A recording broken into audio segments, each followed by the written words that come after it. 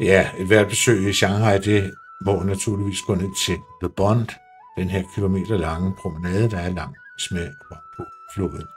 Bygningerne der, de store palæer, er tidligere kolonibygninger, banker, handelsvirksomheder osv.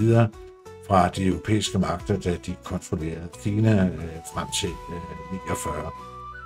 Og her et par af dem i aften.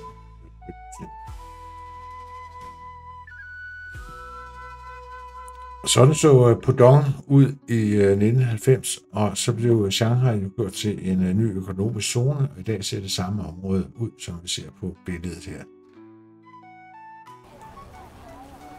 Og når dagslyset forsvinder, så begynder folk at komme ned. Det er stadigvæk tidligt på aftenen her, det er ikke blevet helt mørkt endnu.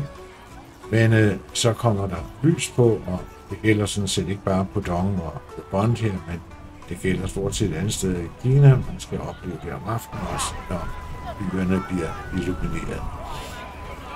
Her er The Oriental Pearl Tower. Det var det første højere bygning i Shanghai i starten af 90'erne blev det lavet. Så er det Jin Mao her, som kom i 99, tror jeg, og øloplukkeren her, Financial Center, og i 2009, tror jeg, eller 8. Og så har vi her det sidste, Shanghai Tower, der stod færdigt i 2016. 632. Og endelig en video, hvor jeg ikke panorerer. Det er jeg meget stolt af. Det er den eneste gang, det lykkedes mig at holde det forbrugte kamera slettet. Og så skal vi selvfølgelig også have en panorering her fra The Bund, gamle kolonibygninger. Og der er ved at komme lidt flere mennesker på promenaden.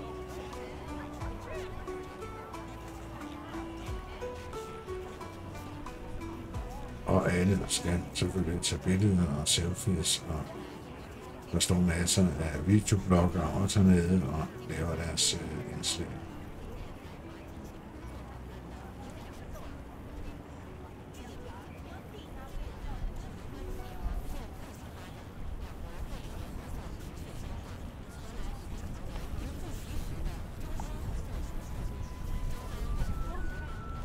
Her har vi Jin Mao, øloplukkeren, Financial Center og Shanghai Tower. Man kan komme op i toppen af alle tre bygninger. Der er fantastisk udsigt. Er man oppe i den højeste her, Shanghai Tower, så skal man gøre den dag, hvor det der kom noget så sjældent som en udenlandsk turist med i panoreringen her. Man kan sagtens rejse rundt i Kina, Shanghai, Beijing og andre store byer uden at møde det. Og det kan være, at hun føler, at jeg stalker hende her. Det er et tilfælde.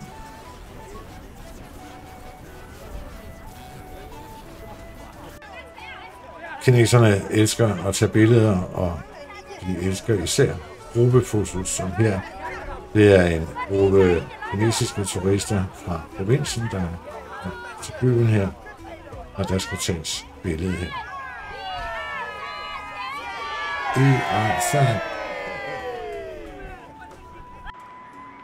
Ja, så er jeg på vej væk fra The Bund og skal ud og have noget at spise, og igen til 3 landmarks her.